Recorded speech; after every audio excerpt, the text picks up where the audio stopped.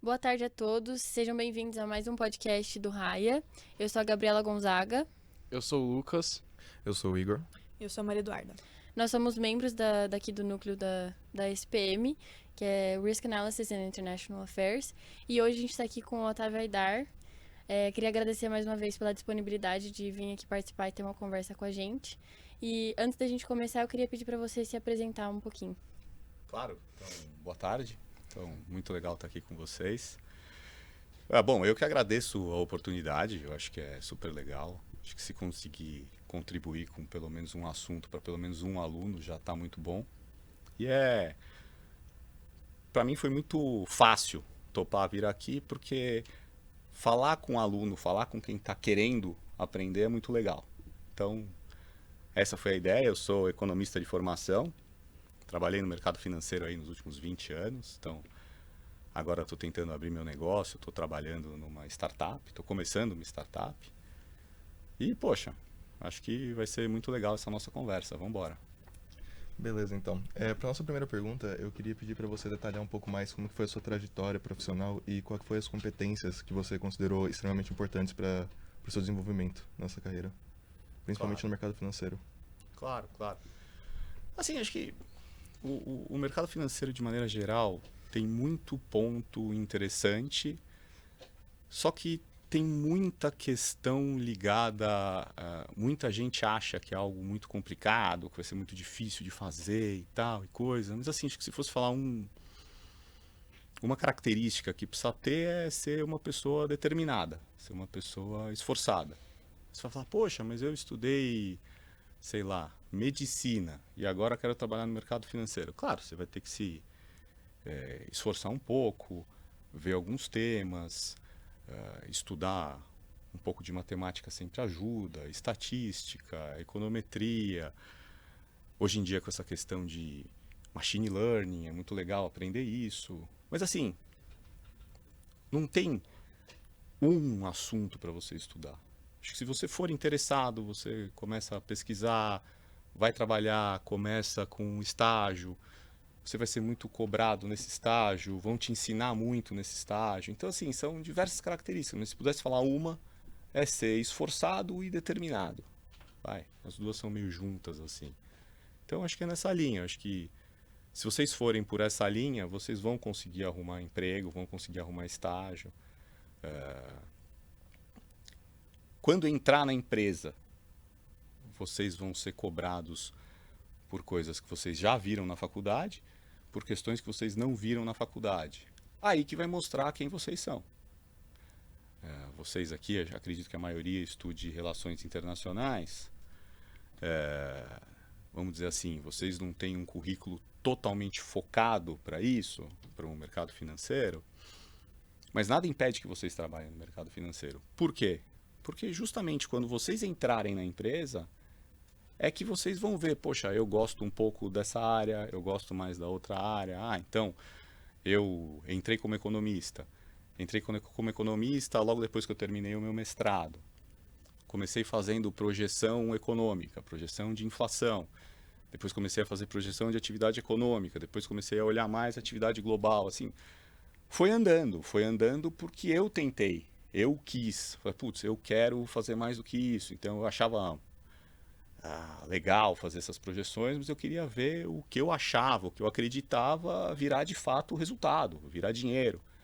Então eu fui atrás de muita coisa. Então, comecei a olhar cada vez mais o mercado, como que fazia para operar tal ativo, como que andava, por que lado que operava.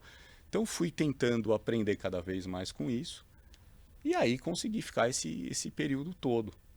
Agora, a minha ideia é tentar montar uma estratégia para desenvolver essa parte de formação de carteiras, geração de portfólios, portfólio para pessoa física, como se fosse um serviço de portfólio, um serviço de gestão de portfólio.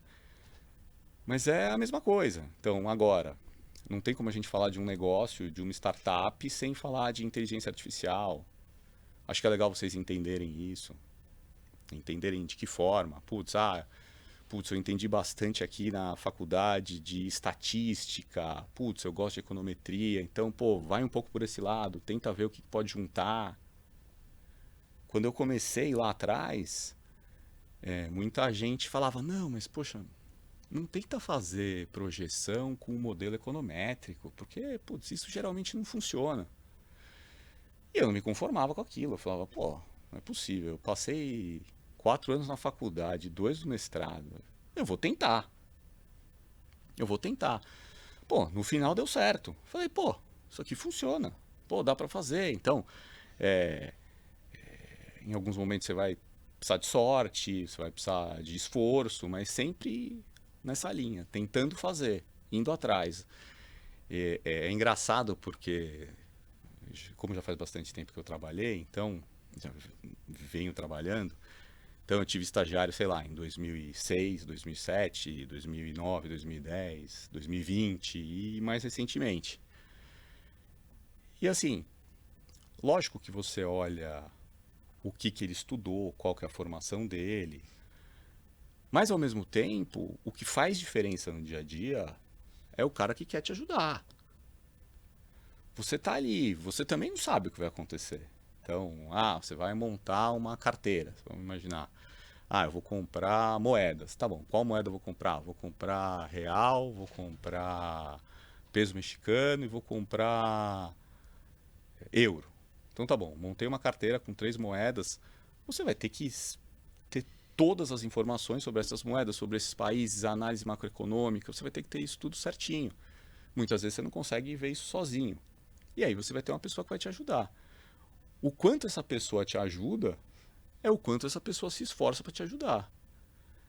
Se ela ficar com o mais ou menos ali, o básico que todo mundo faz, não vai te ajudar tanto. E aí, os dois vão evoluindo juntos. Pode ser um time, pode ser mais gente, mas assim, cada vez mais você precisa de uma pessoa querendo fazer. Então isso aqui, eu acho que para vocês, se eu pudesse dar uma dica assim, é se esforçar, correr atrás do que vocês querem e sempre tentando ajudar a pessoa que vocês estão trabalhando. Então, quando você entrou no seu primeiro emprego, você ainda não estava completamente direcionado para o mercado financeiro. Era uma consultoria econômica, né? Certo. Então, nessa consultoria econômica, eu comecei projetando inflação. E eu não tinha tanta ideia da importância dos dados de inflação, assim, para o dia a dia. Porque, para mim, eu estava tentando acertar, tinha o índice top 5 do Banco Central, falava, putz, isso aqui é minha meta, eu quero entrar e tal, coisa. E eu tinha muito isso, só que eu não tinha tão claro na minha mente a importância disso numa mesa de operações do pessoal ganhando dinheiro ou perdendo dinheiro com essa projeção de inflação. E aí alguns clientes dessa consultoria na época eram bancos. E a partir do momento que eu fui acertando, então apareci uma vez no top 5 em primeiro, aí aparecia outra seguida, aí aparecia a terceira. Aí o cliente que nunca ligava pra gente começou a ligar, falou assim, pô, mas o que esse garoto aí tá fazendo, tal? Pô, conversa com a gente, não sei o quê. Aí que eu fui começando a entender a importância da coisa toda. Mas, de novo, não era ali exatamente no o Otávio pegar o telefone e ligar, compra tanto de NTNB.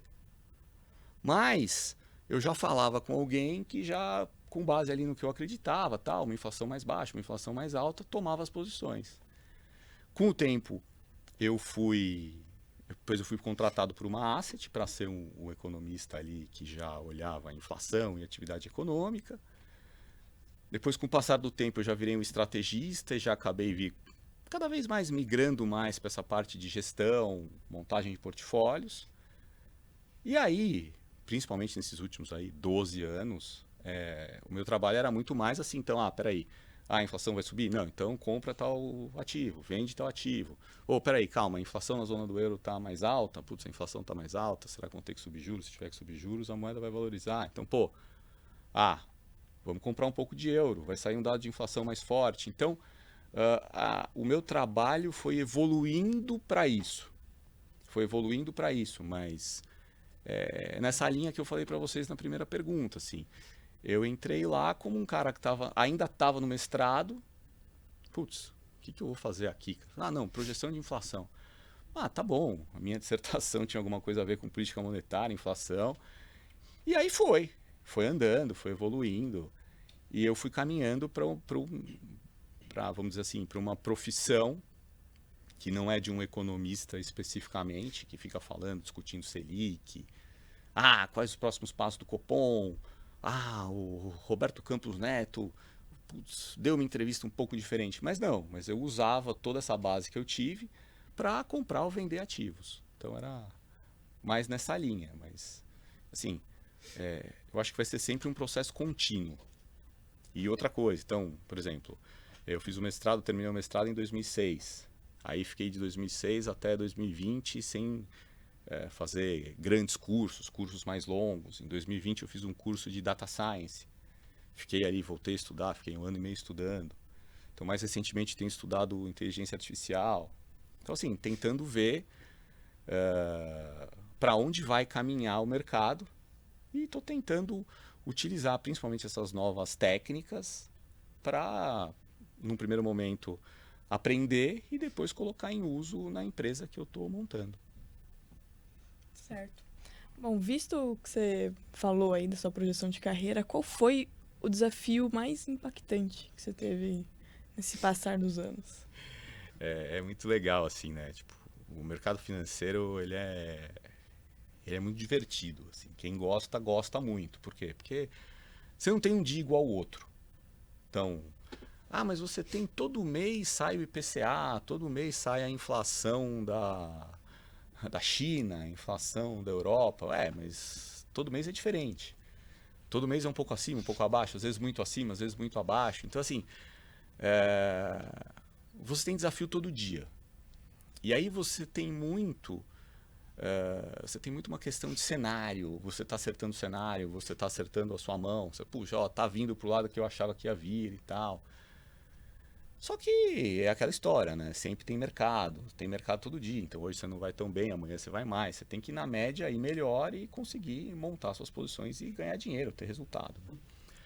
Mas se fosse falar... Então, assim, eu acho que tem desafio todo dia, mas quando eu estava em 2008, 2009, eu achava que a crise financeira era o maior desafio da minha carreira. Eu falei, nossa, meu Deus do céu, nunca vou pegar um negócio tão complicado.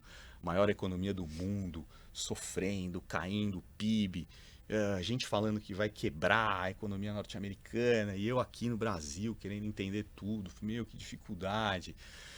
Putz, que luta. Então, ninguém olhava muito dado de mercado imobiliário na época. 2, 3 anos antes, ninguém olhava muito. Depois todo mundo começou a olhar na vírgula. Então, não, pera, o dado do mercado imobiliário subiu 3%. Então, putz, vai ter crise, não vai ter crise. Mas assim, quando teve a crise, foi uma catástrofe, foi super difícil. Então eu falava, putz, esse foi o meu maior desafio. E eu tinha aquilo na minha cabeça. Então depois passou, teve dificuldade do cenário brasileiro, impeachment, um monte de confusão. E eu sempre pensando, nunca vai ter nada parecido com a crise de 2008, 2009. Aí veio a Covid.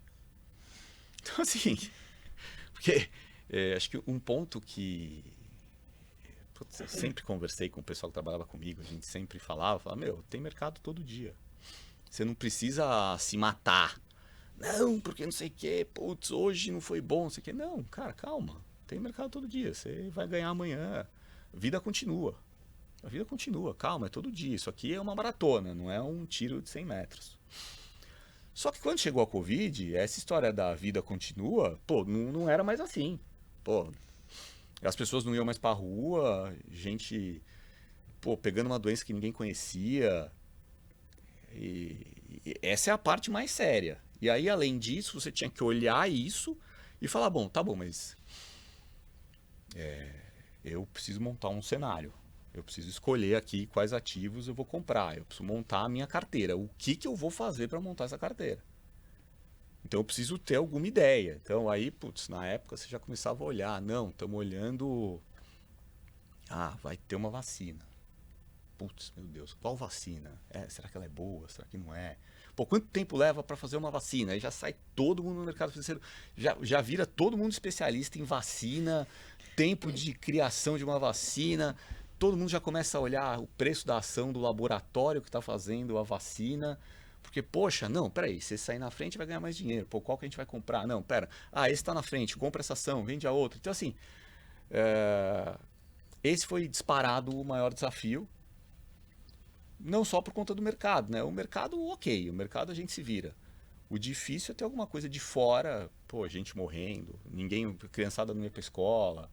Aí você tem que aprender a trabalhar em casa. Eu nunca tinha trabalhado em casa. Era muito difícil trabalhar em casa no mercado financeiro. Hoje já está um negócio mais normal. Ah, todo lugar tem? Não necessariamente, mas já tem um pouco. Então, assim, mudou muito, e mudou muito, muito rápido. Então, acho que esse foi disparado o maior desafio, assim. E um ponto importante é que os desafios continuam, né? Então, os desafios continuam. Então, pô, a inflação no mundo até 2018, 2019 vinha cadente. Inflação cadente, geralmente você tem taxa de juros cadente também. Veio a história da Covid, todo mundo cortou taxa de juros. De repente a inflação começou a subir. Putz, e aí? Para onde vai? Vai subir e voltar? Vai subir e ficar? Então o que a gente está tendo até agora é que essa inflação, na média, está mais alta, mais resiliente, restrição de oferta. Então você tem N questões ligadas que foram difíceis lá, tanto para a montagem do cenário, mas essa dificuldade de montagem de cenário continua. Agora, muito mais tranquilo, porque, poxa, a gente consegue conversar, consegue trabalhar, estamos aqui, ninguém está de máscara, não tem que ficar um do lado da mesa, o outro do outro, tal, aquela confusão que era antes. Mas, assim, a gente ainda tem alguns resquícios, principalmente de cenário econômico. Então, foi um período bem complicado. Bom, eu queria puxar um gancho agora esse tempo que você trabalhou com essa questão de projeções, de previsões e tal. Eu queria pedir para você dar um exemplo pra gente de algum caso que você trabalhou, seja algo que te desafiou ou algo que te impulsionou na sua carreira. Algum exemplo pra gente ter assim, Claro. na prática. Eu até já falei um pouquinho dele, assim, eu acho que é um exemplo esse um pouco mais micro, que como eu fazia a projeção de inflação, eu estava ali, eu tinha que acertar o próximo número e a inflação anual. E, putz, então, essa história, poxa, olha a econometria, a modelagem e tal, e coisa. Olha os dados abertos, item por item de inflação.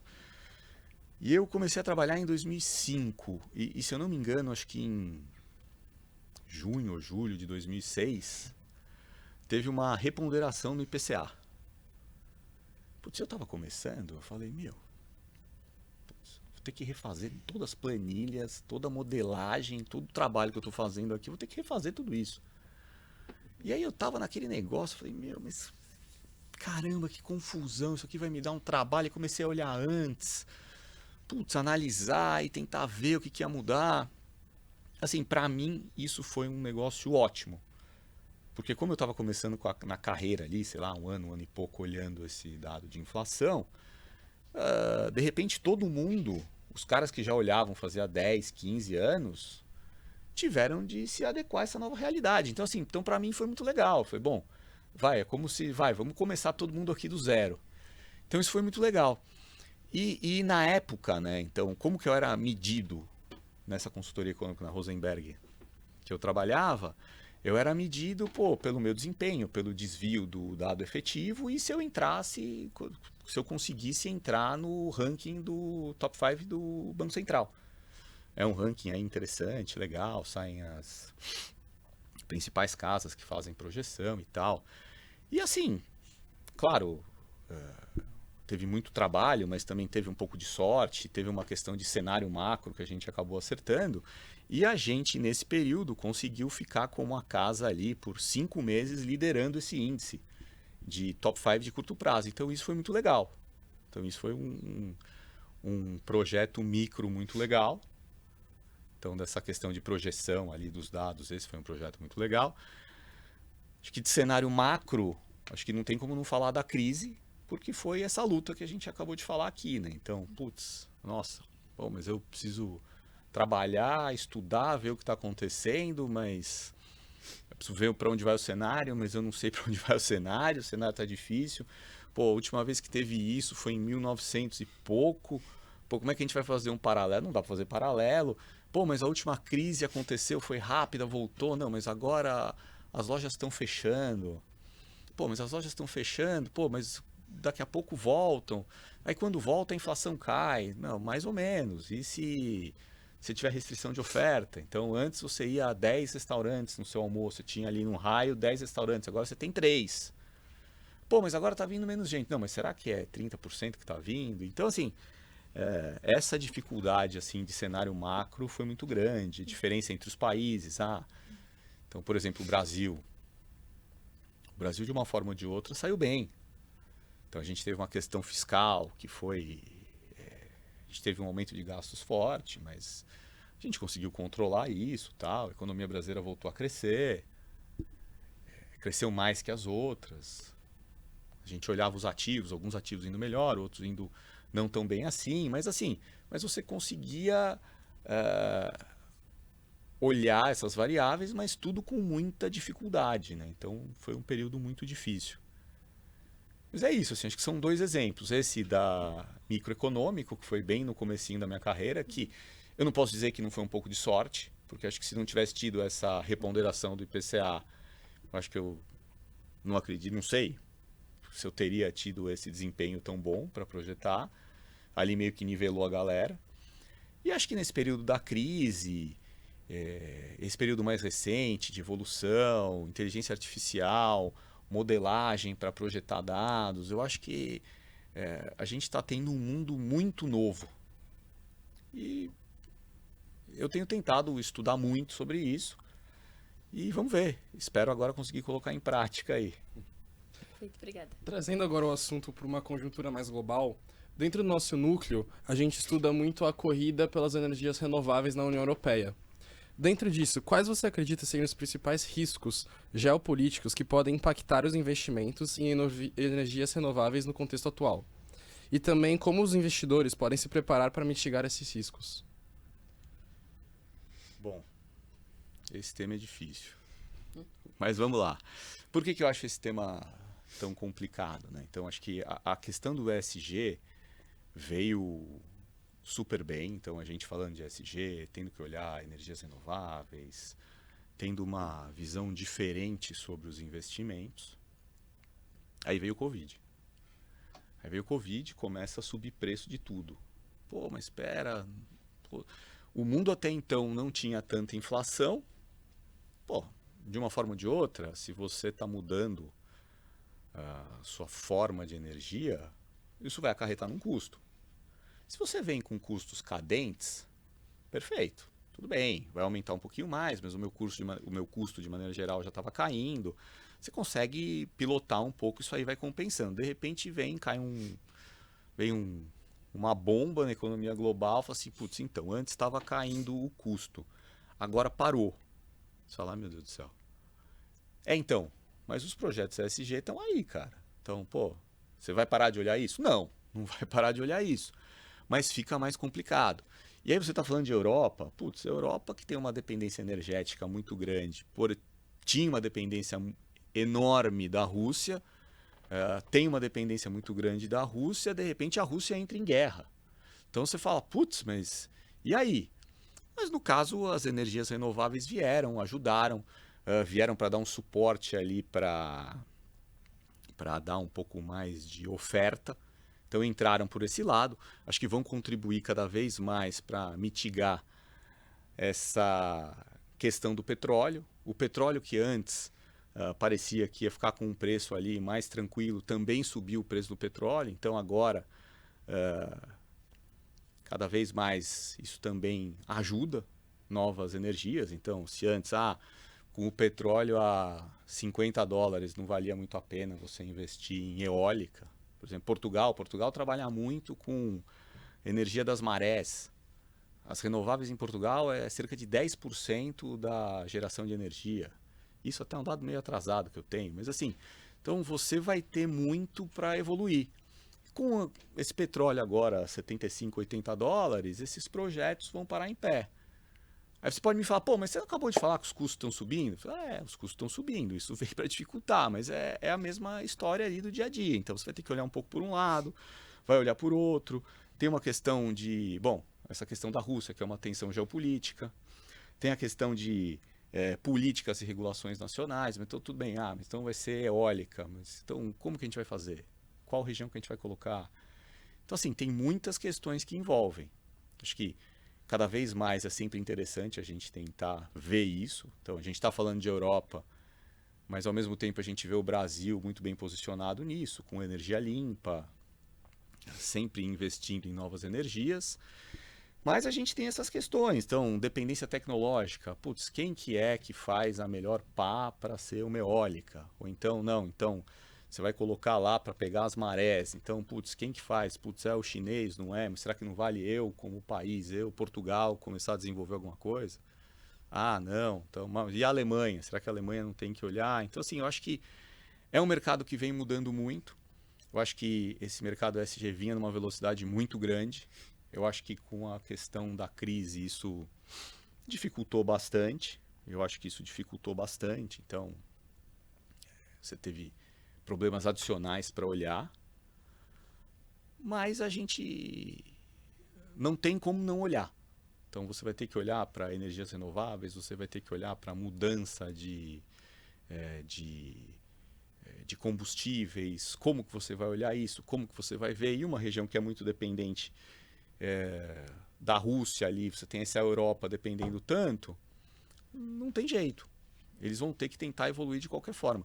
E se a gente observar mesmo os dados de produção industrial, os dados recentes deles, quando começou essa questão dessa tensão geopolítica, né, que é um risco enorme, muita gente falava, não, agora o PIB alemão vai cair, vai ficar tudo muito mais difícil, porque, putz, um percentual elevadíssimo, sei lá, 50%, 70% é importado, então isso é mais complicado. Mas eles conseguiram seguir ali com a vida deles, estão renovando, estão mudando e estão andando. E as práticas ESGs aí, que vinham muito forte, deram uma segurada, mas estão voltando cada vez mais. E a Europa é a região mais forte nisso. Então, assim, cada vez mais a gente vai ter que achar, fazer uma diversificação de investimentos. Então, poxa, tem ali, tem esse projeto aqui, então...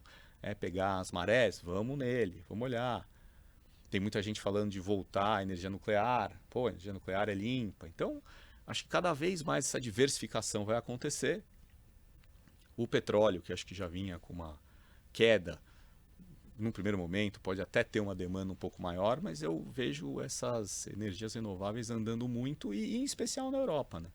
Se ela conseguir tomar a frente disso, ela acaba minorando um dos maiores problemas dela, que é essa questão de energia, né? Quando a gente fala de Europa, assim, vai crescer, não vai? Tá bom, mas vai crescer com o quê? Qual que é a energia para a Europa crescer? Então, acho que é muito relevante. Mas dá para ver que eles estão se mexendo muito e estão evoluindo muito nessa linha. Beleza.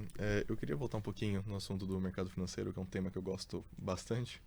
E eu queria perguntar para você, do ponto de vista de um profissional que está atuando nesse mercado, você tinha comentado da importância que você está vendo agora com inteligência artificial. Como que você acha que vai afetar diretamente o mercado? De quais maneiras você acha que a inteligência artificial o afetaria?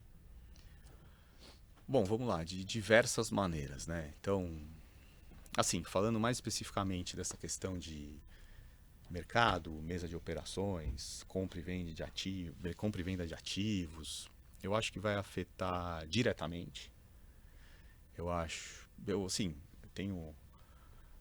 tenho uma ideia muito forte de que, com o tempo, claro que quem já trabalhou, já olhou, acompanhou muito o mercado, vai seguir acompanhando. Então, eu acompanho todo dia. Então, assim, não tem como não acompanhar. Quem gosta, quem já trabalhou, vai seguir olhando, vai seguir montando sua carteira e tal e coisa. Mas você tem algumas ferramentas que podem contribuir bastante para esse seu trabalho ser muito mais fácil. Então, por exemplo, você está ali, eu falei lá atrás da questão da projeção, de utilizar a econometria e tal. Esse estudo com os dados, esse estudo com todo esse instrumental evoluiu bastante. E hoje o que a gente está vendo é, inteligência artificial, machine learning, como que vai, para que lado que vai, em quais setores pode afetar. Então, por exemplo, nessa parte de projeção de mercado, o pessoal já está usando muito. Então, está usando muito inteligência artificial, diversos modelos, redes neurais, para projetar ativo. Então, uma vez que você está usando para projetar ativo, você consegue usar para montar uma carteira. Você consegue montar uma carteira que tem uma variância mínima ou buscar uma carteira de um retorno máximo, dependendo um pouco do perfil do investidor. Você consegue, poxa, desde montar um perfil de investidor, você consegue fazer com inteligência artificial hoje em dia conversando. Então, você está aqui com o seu celular, você fala, putz, olha, como você chama, o que você faz, quantos anos você tem, qual a sua profissão, qual a sua renda mensal. Você consegue fazer isso de uma forma muito mais fácil hoje em dia. Então, isso consegue evoluir muito mais rápido. Então, se antes você precisava preencher um questionário,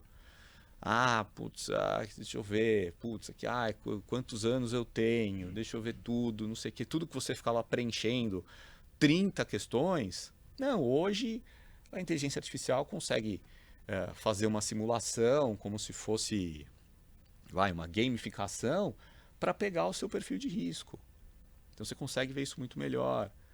Modelagem hoje de crédito, risco de crédito, não, então antes para você fazer uma análise de crédito, você pegava as variáveis, tinha um time de crédito, hoje não, você consegue olhar bastante por modelagem, redes neurais ajudando muito nisso, a evolução de redes neurais, então assim, na minha cabeça a inteligência artificial é muito importante e tem trazido muitas inovações, e está começando, então por isso que para vocês que são jovens, têm facilidade de aprender, tem muito mais facilidade de aprender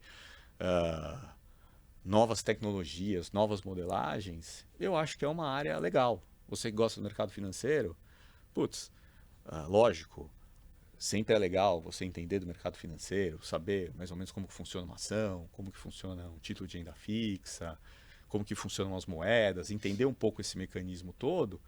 Mas também é legal você ter alguma outra bagagem para você levar para o seu escritório. Quando você for fazer seu estágio, vamos falar assim. Porque você ajuda muito a pessoa. Vamos dizer assim, o gestor mais velho vai ser ajudado por você. Então, eu acho que isso pode ajudar demais.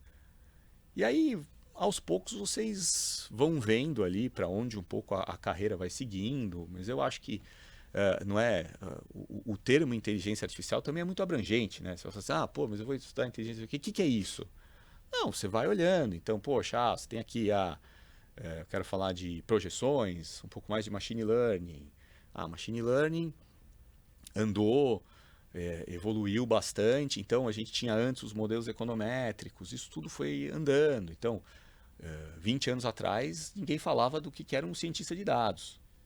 Hoje já se fala do cientista de dados, é um cara que ele faz toda a análise, então tem o engenheiro de dados, é o cara que vai limpar os dados. Então, esse mercado está mudando muito, tem muita coisa legal para aprender. E essas questões, essas evoluções no mercado financeiro, estão entrando demais. Acho que, como toda evolução, acho que às vezes demora um pouco para entrar. Então, vamos falar assim, eu estou falando de um portfólio, montar um portfólio com inteligência artificial. Num primeiro momento pode ser que, sei lá, os avós de vocês tenham um pouco de medo, os pais de vocês vão ter menos medo e vocês não vão ter medo nenhum. Muitas vezes vocês não vão ter paciência de ficar conversando com alguém para discutir carteira e tal. Então você consegue fazer isso com inteligência artificial. Da mesma forma, análise de risco.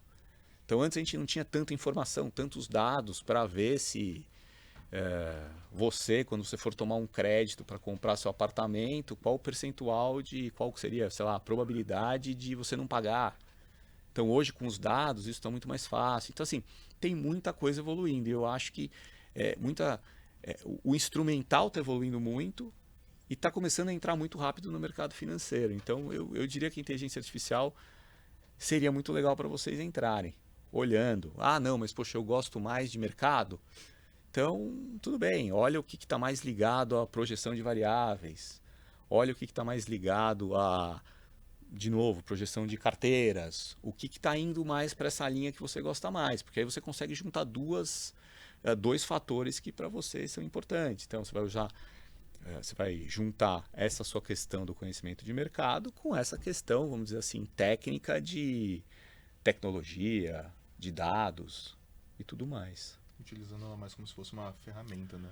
É mais uma ferramenta. Entendi. Porque também, a gente falou aqui, por exemplo, você está fazendo o seu perfil do investidor, você está conversando ali com, sei lá, um aplicativo, com uma plataforma de investimento, você está conversando para fazer um negócio mais rápido, mais ágil e mais assertivo.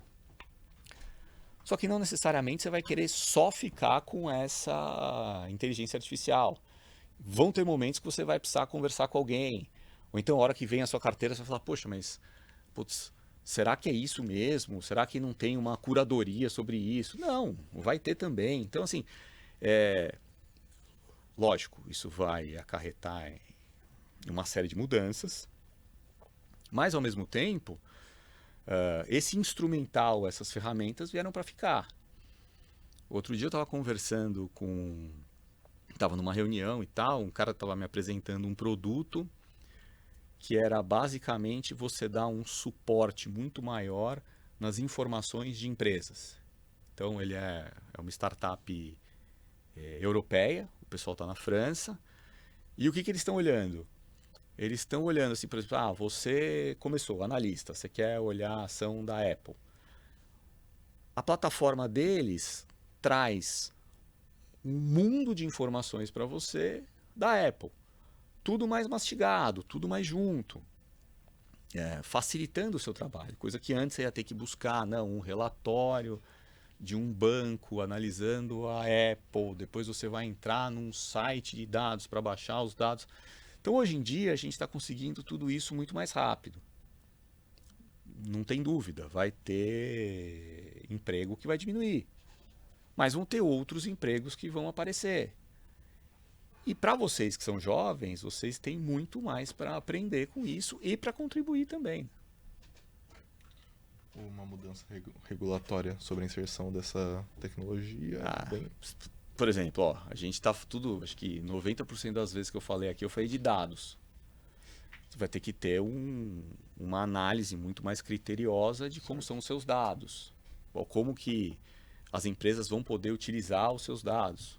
O Brasil até que está bem nessa questão, já tem uma lei aqui e tal, de proteção de dados. Mas os dados mudam muito. Então, conforme a gente está num local, o nosso celular sabe que a gente está lá. Pode ser que alguém tenha essa informação. Então, tem muita coisa acontecendo. Então, acho que essa questão de proteção de dados vai ser muito importante. N questões relacionadas. Como que você trabalha os dados? Passa para as pessoas, não passa?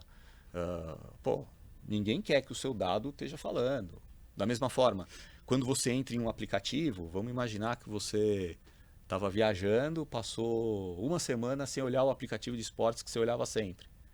Aí você entra nesse seu aplicativo de esportes, um outro aplicativo te manda uma mensagem. Opa, o que você acha de olhar esse jogo? Você fala como é que esse cara adivinhou que eu estava... Então acho que todas essas questões a gente vai ter que olhar muito mais. E vai ser muito mais focado. Então, cada vez mais vai ser mais fácil entenderem você. Me entenderem. Porque cada vez mais eles vão ter uma informação cada vez mais arrumada, aferida sobre o que você faz, onde você vai, o que você gosta. Mas a gente não quer que essas informações fiquem saindo. Então, tudo isso vai ter que puxa de um lado, estica um pouco de outro. A gente vai ter que olhar tudo isso. Perfeito. Obrigado. Continuando mais essa questão que o Igor estava falando sobre inteligência artificial, acho que não foi mencionado aqui na mesa, mas um dos assuntos que a gente está tratando é a inteligência artificial e a substituição dela no mercado de trabalho. Sim. E eu até sei mais ou menos para onde sua resposta vai pender, que é a questão do auxílio, né, como você vem falando pra gente, que auxilia muito a questão laboral. Mas não existe um certo medo de substituição? Inclusive, quando você estava falando da sua empresa, você falou que essa questão da inteligência artificial vai poder fazer o que muitos traders já fazem. Sim. Essa questão de substituição não assusta, não abala uma economia estável de algum país desenvolvido? Até mesmo em desenvolvimento, né, as economias crescentes? Sem dúvida. Acho, toda tecnologia... se a gente olhar assim, então, se a gente for analisar, então toda tecnologia tende a ter uma substituição. Então, geralmente quando a gente tem uma inovação tecnológica, ela vem junto com alguma substituição. Então, desde lá de trás. Ah, não, quando começou a locomotiva. Então, putz, antes carregava muito menos, agora carrega mais. Eu acho que essa questão, não tem dúvida, acho que a gente vai perder empregos, acho que tem. Mas, ao mesmo tempo, a gente também vai ter uma mudança muito grande de empregos. A gente, claro, se você me perguntar, Otávio, putz, você vai ter uma inteligência nova, muito menos gente vai precisar trabalhar, não vai você me dizer que meia dúzia de, vamos dizer assim, profissões de suporte vão ser suficientes para compensar tudo isso. Aparentemente não. Aparentemente não. Aparentemente pode ser que a gente tenha uma perda de empregos como um todo. Acho que olhando, você falou de economias desenvolvidas, não desenvolvidas, eu acho que nas desenvolvidas muito mais. Acho que nas desenvolvidas muito mais. Se a gente olhar principalmente as duas principais, vamos dizer assim, potências de inteligência artificial, Estados Unidos e China, eu acho que nessas duas a gente vai ter uma perda muito grande de mão de obra, vai ter um aumento no desemprego. Então acho que vai ter uma situação que não vai ser fácil. Acho que ao mesmo tempo também não vai ser imediata. Então a gente vai ter tempo de aprender com isso e ver para onde vai. Quando a gente fala de economia em desenvolvimento, eu já tenho uma expectativa um pouco menos pessimista ou mais otimista. Vamos falar mais otimista, né? Vamos falar mais otimista. Pelo seguinte, porque aqui no Brasil a gente ainda está muito atrasado vis-à-vis desses países. Então, vamos dizer assim, como muito pessoal tem falado, essa questão de startup, a gente tem muitas dores no Brasil. Então a gente tem, poxa, eu quero ver essa questão, como é que eu vou conseguir fazer essa questão evoluir, como é que eu vou conseguir fazer essa questão andar. Então a gente ainda tem muito a caminhar.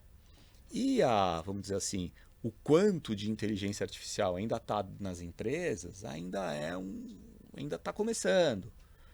As próprias empresas podem entrar muito nesse mercado, evoluindo. Querendo dizer que num primeiro momento não precisa sair dizimando áreas, mas assim, aos poucos você consegue entender, você vai ver. Então assim, se a gente pensar que o Brasil, as economias em desenvolvimento de maneira geral, não estão tão evoluídas no conceito de inteligência artificial, novas tecnologias, eu acho que a gente tende a sofrer menos. Ao mesmo tempo, nos países desenvolvidos, a gente tem também facilidade de estudar, de novos... Vamos lá, você tem uma facilidade de estudar, você tem uma facilidade de universidades e tal, mas agora, principalmente depois da crise, a gente também tem isso aqui. Então eu, aqui, da minha casa, aqui na Vila Mariana, estava conseguindo fazer um curso no MIT a semana passada. Então você tem muito disso. Então assim, acho que cada vez mais essa questão de se informar, estudar, ficar inteirado do que está acontecendo, eu acho que vai ser muito relevante. Mas não vai ter jeito. Alguns empregos vão diminuir. Ou seja, essa questão mesmo que eu falei. Então, antes, você precisava de 2, 3 analistas por setor para olhar as empresas. Aí um fica baixando dado. Teve asset que eu trabalhei que ficava o dia inteiro baixando dado. Aí o pessoal, depois que baixou, 2, 3 dias baixando dado, aí ia fazer essa análise. Pô, essa startup que eu acabei de falar para vocês, ele já faz isso ele já te entrega isso de mão beijada. Então assim, com certeza você vai ter menos analistas júniores, vamos falar assim, baixando esses dados, ou estagiário.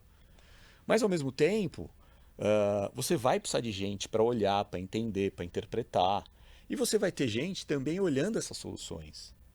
Se a gente olhar o quanto aumentou o número de startups nos últimos anos, também foi um número absurdo. Então, claro, tudo mudou com o Covid, com taxa de juros mais alta, mas assim, o que eu estou querendo dizer?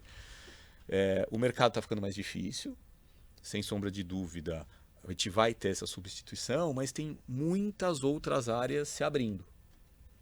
Então, isso é que eu acho que é o lado positivo. Falando especificamente de economia em desenvolvimento Brasil, Putz, eu acho que a gente ainda não está nesse nível tão elevado para já começar a cortar uma série de empregos. Eu acho que a gente aqui vai ter mais tempo para, vamos dizer assim, se adaptar. E a gente vai ter mais tempo para se adaptar tendo acesso a essas plataformas de ensino, tendo acesso a essas universidades que até então era muito difícil, a gente tinha que mudar para lá, passar lá um tempo, estuda. Hoje em dia isso está mais fácil, então isso pode dar uma amenizada nesse processo aí como um todo. Não, é essa busca pela capacitação, né, da mão de obra. Por mais que seja atrasada aqui, né? Porque, Sim. como você falou, a gente vai demorar para chegar nesse problema, mas do mesmo jeito Vai chegar. vai chegar. Vai chegar. Tentar fazer a capacitação da mão de obra aí, né? Com esses estudos mais facilitados, o Sim. modo online. Se a gente olhar, por exemplo, uma comparação que eu fiz outro dia, quando eu estava tentando ver ali um primeiro produto, um minimum viable product, alguma coisa nessa linha, eu estava fazendo uma comparação de sites de universidades e essas plataformas de ensino. Você entra num site de uma universidade, vocês sabem melhor do que eu. Não é trivial você achar o que você quer. Você fala, putz, eu quero fazer um summer school na Universidade da África do Sul. Você não vai achar assim em 5 segundos. Agora, se vocês olharem uma dessas plataformas novas de ensino, dessas mais modernas, sei lá, Coursera da vida, se você colocar lá, eu quero aprender inteligência artificial, cara, vai vir uma lista de cursos para você de uma forma muito mais fácil, muito mais rápida, muito mais ágil do que essas universidades. Então, eu acho que assim, aos poucos a gente vai ter tudo caminhando nessa linha e com essas mudanças. Então, cada vez mais serviços mais simples, cada vez mais serviços mais rápidos. E aí a gente pode ter novas empresas ajudando. Então, startups começando, startups de ensino, startups que te movem para ensino, plataformas que fazem parcerias com essas universidades mais antigas para dar um pouco de agilidade para elas. Então, tudo nessa linha, assim. Então, a gente está no meio de um processo, né? Então, no meio desse processo sempre é difícil de vislumbrar as mudanças. Essa questão do emprego parece uma questão clara, mas ao mesmo tempo tem N questões que podem mudar. Então, em relação a tempo de trabalho, quanto você trabalha ali no dia, pode ser que isso seja alterado. Mas assim, o ponto que eu acho importante, pelo menos na minha visão, assim, mais clara e direta, eu acho que tem a ver com educação. Eu acho que a educação tende muito a, vamos dizer assim, minorar esse problema, dar uma atenuada nesse problema de maneira geral. Sim, eu não sei se você conhece Zygmunt Bauman, é um filósofo polonês, ele fala sobre modernidade líquida, que é essa questão do mais rápido, de tudo acontecer mais rápido, mas também nessa vantagem de tudo ser mais rápido, de tudo estar na mão, tem a deterioração da profundidade disso. Então é uma resposta rápida, mas não é tão profunda. Sim, e é um pouco a discussão que falam de inteligência artificial. Então, se ao mesmo tempo, tem uma máquina que consegue ganhar de 99% dos humanos no xadrez, perfeito, mas ela vai jogar ping-pong. A gente sabe que não é a mesma máquina. Então, o ser humano tem uma inteligência muito mais ampla. E não vou dizer que mais profunda, mas mais profunda também. Porque vocês estão aqui na faculdade. Vocês estão aprendendo, estão focando no curso de vocês. Poxa, mas eu gosto mais da área X, o outro da área Y. Mas assim, vocês vão focando nas suas áreas, mas vocês têm uma educação ampla, básica ali, 1, 2 anos. Então, o que eu acho? Então, você vai ter essa questão dessa modernidade mais focada em alguns momentos mais rasa, e você não vai ter, vamos dizer assim, uma ferramenta que seja, pelo menos por enquanto, né? Pode ser que daqui 5 anos a gente volte aqui e esteja tudo diferente, mas pelo menos por enquanto, a gente não tem uma plataforma que seja super profunda, que seja super clara, super assertiva de todos os assuntos. Então, concordo com você. Então, é muito disso. Então, sempre vai precisar de alguém para olhar, para ter uma curadoria. A última vez que eu fui para os Estados Unidos foi em 2019. E eu estava num voo que eu estava vindo de Washington para o Brasil. Só que eu ia passar em Nova York. O voo tinha uma Escala. escala. Bom, cheguei lá para fazer o check-in, não tinha ninguém. Falei, bom, beleza, consigo fácil. Piloto celular, mexo no computador desde criança, vai ser uma barbada isso aqui. Cara, não tinha santo que conseguia eu fazer o segundo check-in. E aí eu falei, bom, eu fiquei uma meia hora lá, falei, bom, preciso achar alguém agora para eu conversar. E para achar alguém? Não tinha pessoa. Saí, falei com um, falei com o outro, falei com o cara que carregava a mala, falei com esse, falei com aquele, falei, meu, eu quero falar com alguém, eu quero conseguir fazer o meu segundo check-in. O meu voo é muito curto, eu não vou conseguir pegar. O que vocês acham? Que eu consegui falar com alguém ou que eu não consegui? Não consegui. Saí correndo feito um louco. O outro voo estava em overbooking, foi uma confusão. Consegui embarcar, eu estava querendo ver meus filhos, tal, correndo, esposa, tudo. Mas assim, o que eu estou querendo dizer, por que esse exemplo? Né? Basicamente porque a gente precisa, em alguns momentos, de um humano. Porque é legal, putz, tem uma máquina aqui de check-in que ela não erra. Tá perfeito. Mas, cara, a derivação dela, o próximo passo, não necessariamente está bem aferido. E eu tô dando esse exemplo aqui, mas, pô, tem N exemplos que a gente consegue falar. Então, pô, você pode conseguir fazer testes disso, daquilo, mas para você testar tudo é muito difícil. Então, vai nessa questão que você está falando. Então, você tem, pô, diversas soluções te ajudando com diversos pontos, mas não necessariamente isso vai ser tão profundo quanto você precisa. Pô, você consegue fazer o check-in online? Consigo. Você consegue fazer 2 check-ins online? Eu não consegui naquela vez. Então, assim, um exemplo simples aqui, que a profundidade já não vai. E já não tinha uma pessoa. Então, assim, em algum momento vai precisar voltar a ter uma pessoa ali. Em vez de ser que nem era 20 anos atrás, que tinham 20 pessoas fazendo check-in, não, vai ter uma ou duas. Mas, ao mesmo tempo, a gente tinha 20, caiu para 0, pode ser que vá para 2, 3. E isso aí é tudo normal de uma nova tecnologia, né? Então, uma nova tecnologia acelera muito para um lado, vai para o outro, mas aí até a gente chegar mais ou menos ali num equilíbrio. Isso aí, obrigada. Bom, como a gente já está no limite do nosso tempo, para encerrar, quais vocês consideram os principais riscos econômicos globais e nacionais para esse ano de 2024? Bom, vamos lá. Risco, tô vendo que vocês estão estudando bastante risco aqui mesmo. Não, muito legal. Bom, se a gente olhar o mercado financeiro aí no final do ano passado, né? Então, final ali de 2023, o que a gente estava vendo? A gente teve um movimento muito positivo de mercado. Então, por quê? Porque, putz, o mercado começou a olhar e falar, putz, a taxa de juros dos Estados Unidos vai cair. A taxa de juros dos Estados Unidos cai, o dinheiro tende a fluir para outras economias. Pô, muito bom, legal, muito bom. Você tem dinheiro fluindo para as outras economias, vira o famoso oba-oba. Então, vai dinheiro para a bolsa começa a subir, vai para os máximos históricos, tem dinheiro para moeda. Geralmente, quando você tem um oba-oba, um momento melhor de economia, o dinheiro tende a sair das maiores economias, vir para a economia emergente. Então, você tem moedas de países emergentes valorizando. Então, você tem esse, vamos dizer assim, esse surto de otimismo. Então, a gente teve um pouco disso no final do ano passado. Nessa perspectiva do Fed, né, do Banco Central norte-americano, cortar a taxa. Conforme o tempo foi passando, a atividade econômica dos Estados Unidos não desacelerou, que nem estava todo mundo achando que ia desacelerar. Então, essa perspectiva de corte de juros já não está tão clara. Então, antes se falava em 3, 4 cortes até que relativamente rápidos de juros. Então, putz, já não está tanto.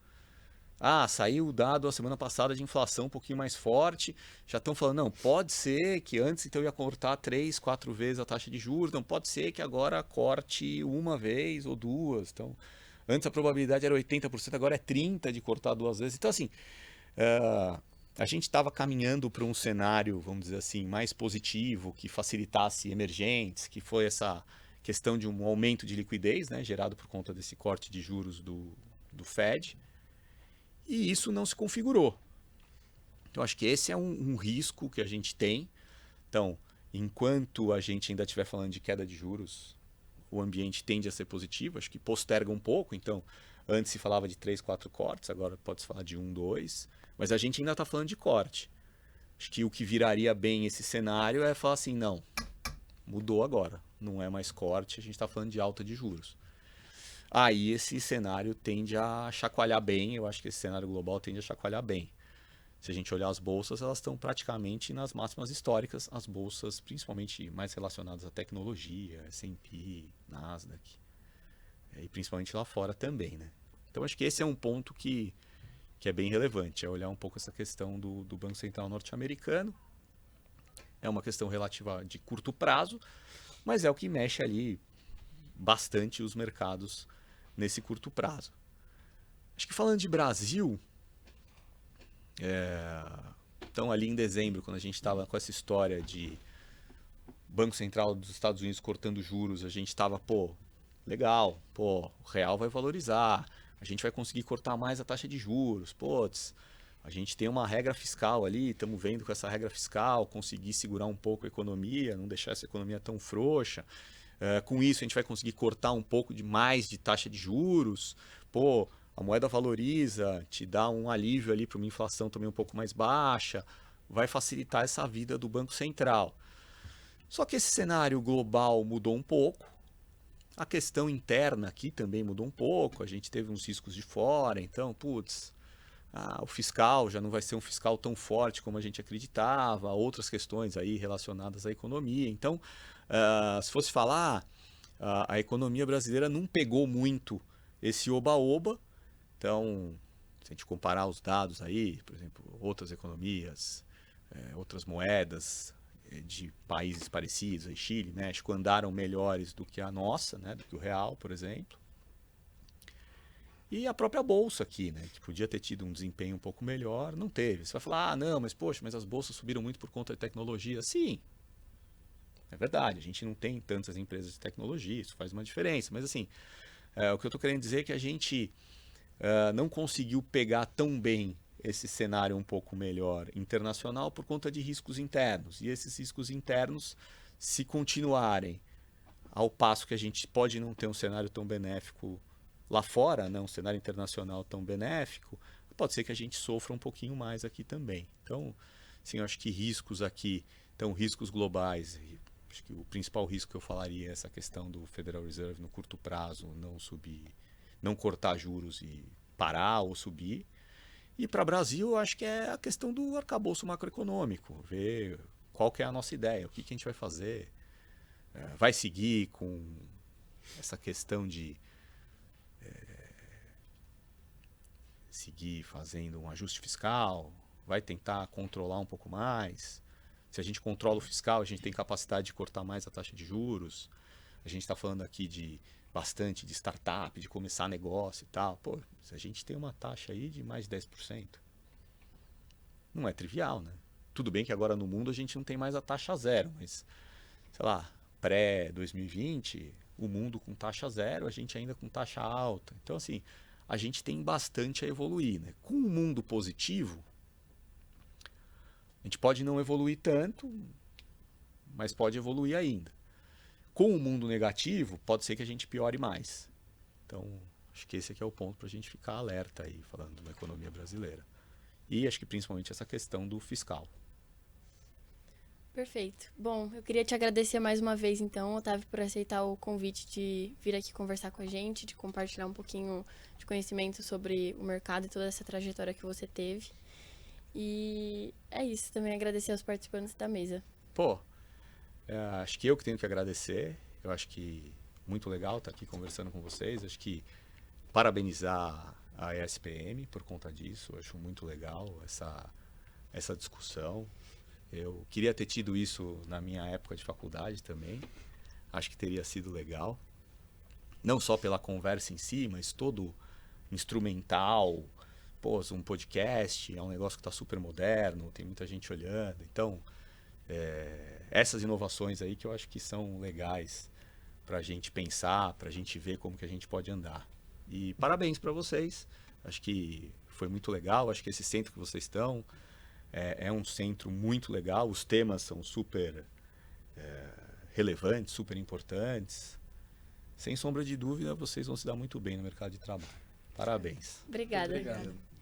Bom, então nós ficamos por aqui. Agradeço a todos os participantes da mesa e todos que acompanharam o podcast até agora. E até o próximo podcast do Raia.